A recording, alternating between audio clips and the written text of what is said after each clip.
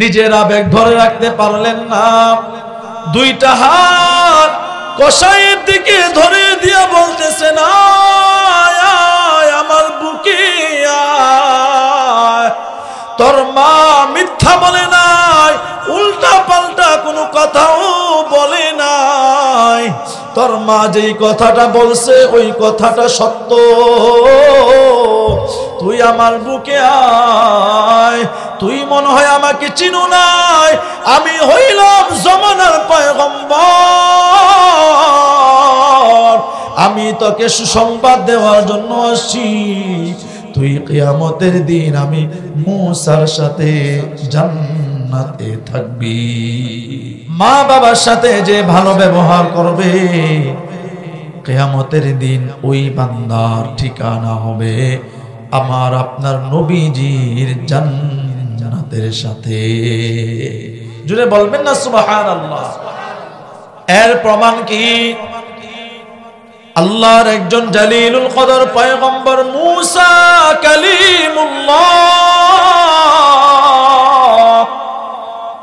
একবার আল্লাহর কাছে পাহাড়ের চূড়ায় গিয়া বলতে লাগলেন, মালিক, আমি আপনার কাছে একটা জিনিস জানতে চাই।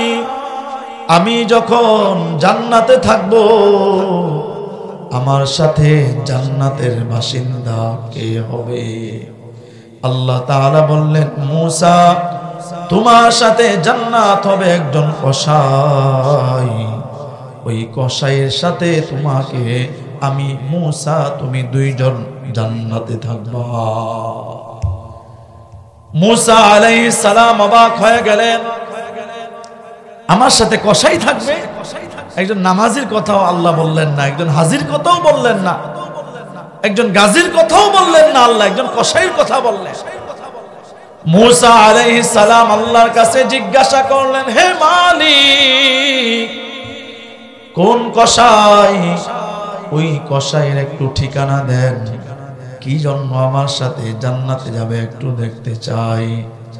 আল্লাহ তাআলা বললেন, ও মূসা, অমুক দেশে যাও, ওই দেশের মধ্যে আমি ওই কসাইকে রাখছি। মূসা আলাইহিস সালাম চলে গেলেন ওই জায়গায়।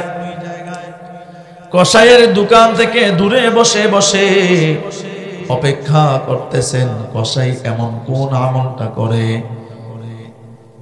যে আমলের কারণে এই কসাই আমি মূসার সাথে জান্নাতে থাকবে।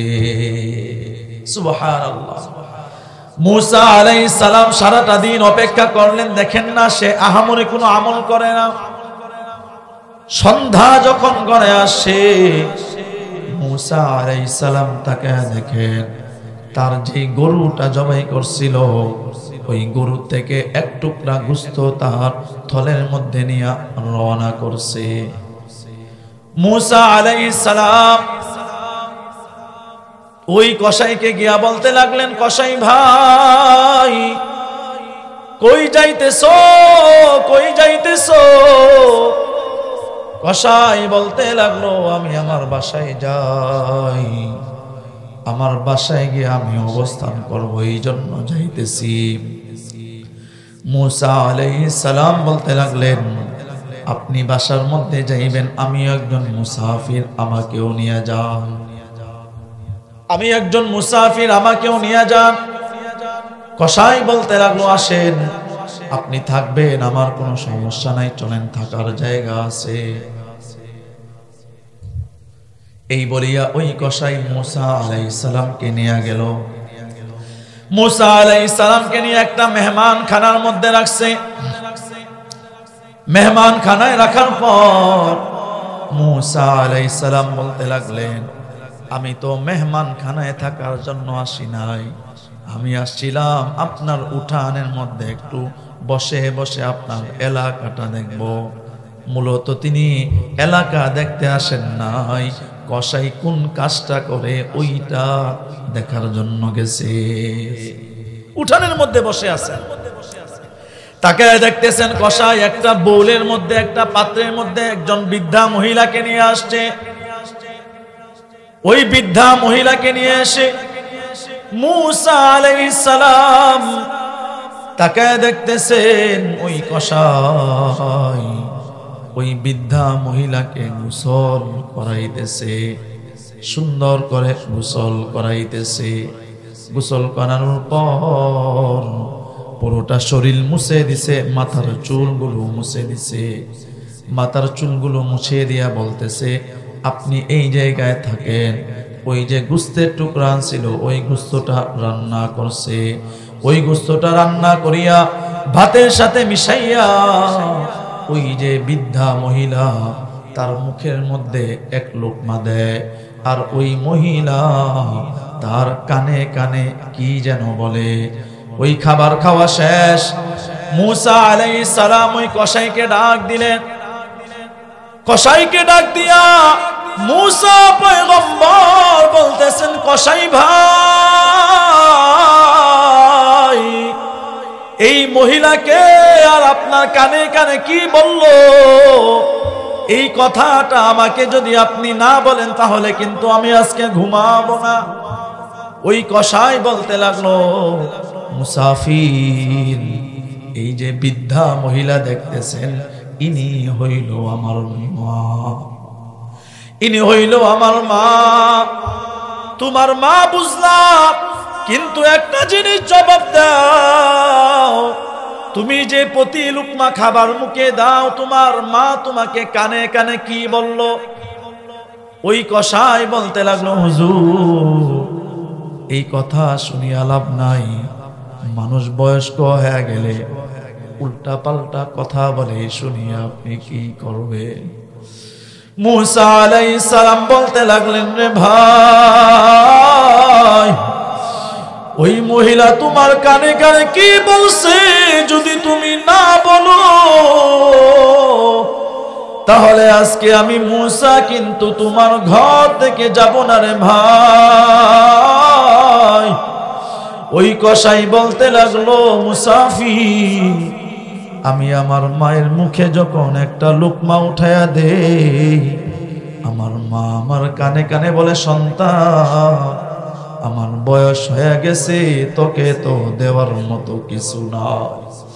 আমার অন্যান্য সন্তানগুলো আমাকে ছেড়ে চলে গেল, আমার অন্যান্য সন্তানগুলো আমাকে দেখলো না, আমার অন্যান্য সন্তানগুলো আমার খোঁজ খবর নিল না। রে সন্তান, তুই আমার খোঁজ খবর নিছ, তোর জন্য আমি কি দোয়া করব? আমি তো কিছুই পাইতেছি না। আমার মা প্রতিদিন আমার কানে কানে বলে, সন্তান আমি আল্লাহর কাছে দোয়া করতেছি আমার মালিক যেন তোকে জমানার পয়গম্বর মূসা আলাইহিস সালামের সাথে জান্নাতের বাসিন্দা বানায়। সুবহানাল্লাহ। ওই কসাই বলতে লাগলো, মুসাফির, আপনি বলেন, আপনি জবাব দেন, আমি একজন কসাই, নিম্ন শ্রেণীর মানুষ, আমি কেমনে জমানার পয়গম্বর মূসার সাথে জান্নাতের বাসিন্দা হই?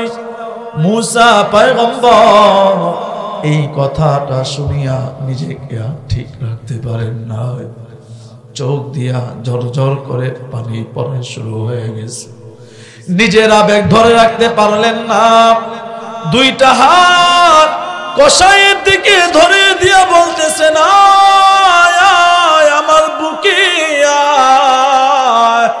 তোর মা মিথ্যা বলে নাই, উল্টা পাল্টা কোনো কথাও বলে নাই, তোর মা যেই কথাটা বলছে ওই কথাটা সত্য। তুই আমার বুকে আয়, তুই মনে হয় আমাকে চিনো নাই, আমি হইলাম জমানার পয়গম্বর, আমি তোকে সুসংবাদ দেওয়ার জন্য আসছি, তুই কিয়ামতের দিন আমি মূসার সাথে জান্নাতে থাকবি। সুবহানাল্লাহ। কি বলেন, কসাই মানুষ, শ্রেণীর মধ্যে একেবারে নিম্ন শ্রেণী, কিন্তু মা বাবার খেদমত করার কারণে একেবারে জমানার পয়গম্বরের সাথে জান্নাতে চলে গেছেন। আপনার আমার নবীর সাথে জান্নাতে